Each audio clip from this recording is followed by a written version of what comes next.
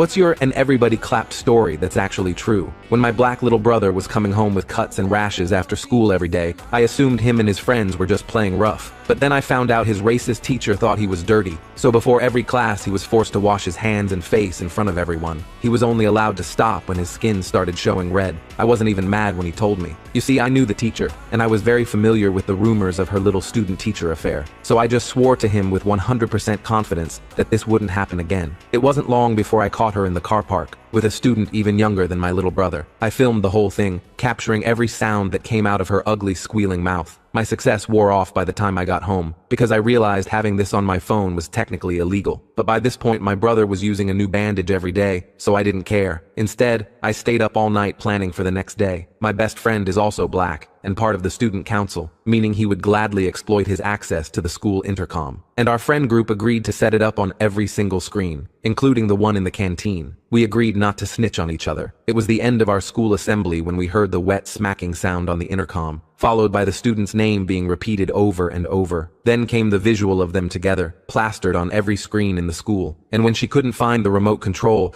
she started throwing water at the screen to try and turn it off, which made us laugh even harder. All the other teachers' faces went red as they rushed to the classrooms. My brother just turned to look at me and smiled. It took 5 minutes before they managed to shut it all down. The assembly ended early, and we went home, but the damage was done. My parents told me they got an email saying she was fired, and my best friend on the student council ought to be ashamed of himself for handling it this way. They told me he had been suspended. I immediately called him, but before I could say anything, he promised me not to worry because it was all worth it, and it's not anyone's fault. That was 15 years ago. Me, my brother, and my friend group are still lifelong friends, all thanks to Miss Kelly.